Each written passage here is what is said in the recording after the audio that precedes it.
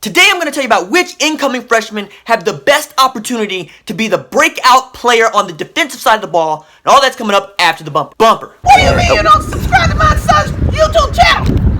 Mama, no! Just snap the damn ball, RJ. What's up, kinfolk? It's RJ Young. I am not on a step mill. So today, I want to give you my thoughts on who I believe is going to be the breakout incoming freshman on the defensive side of the ball. And it's not like we don't have options. Beginning in the secondary, you got to take a look at a guy like Bookie Radley-Hiles, 5-star corner, shutdown corner, likes to bump and run, can run with every receiver that you match him up with. He's a field side corner.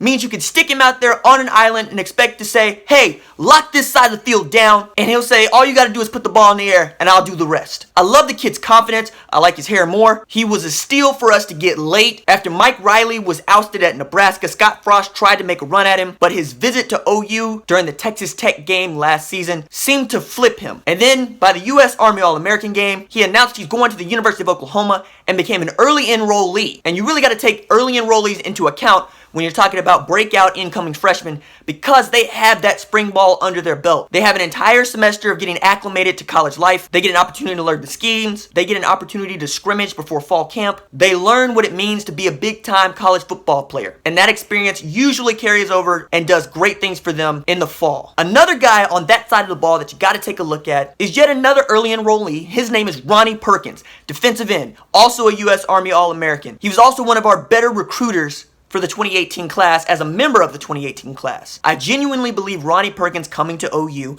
had a lot to do with Missouri defensive tackle Michael Thompson committing to OU and signing with OU earlier this month. The kid's committed, and he's going to have an opportunity to battle for at least one open defensive end spot with Obo Oronquo and DJ Ward both graduating. He's going to battle with Kenneth Mann and of course some other established Sooners for playing time and even starting time at that position, but you can't discount a kid like that. You also have to really give a lot of thought to what Deshaun White brings at the linebacker position. This was a kid that we managed to flip from Texas A&M after Kevin Sumlin got fired last year. White opened up his recruitment again, and mere hours after Bookie decided he was going to OU, Deshaun White announced on Twitter that he was going to OU too. Now, I like what we have at linebacker. I particularly like Kenneth Murray and Caleb Kelly, but we also got John Michael Terry, Levi Draper, Curtis Bolton all coming back, as well as Brian Asamoah coming in with Deshaun White at that linebacker position. But just watching Deshaun White's film, seeing how he can get into holes and make tackles on the regular, I'm really excited to see what he can do inside of this scheme that is predicated on athleticism at the linebacker position. But the guy I think is going to have the most impact on this 2018 squad in this 2018 class on the defensive side of the ball is Jalen Redmond. If you haven't seen Jalen Redmond's tape, I encourage you to go find it on Huddle, go find it on YouTube. He's only been playing football for a few years, but he explodes off the ball. He gets after quarterbacks. He can make tackles in the open field, and he can drop back into that robber zone and break up passes. I love his athleticism. I love his upside. It is tremendous. And I think if he gets an opportunity to show what he can do, he's going to work himself into the rotation and be a game changer on this defense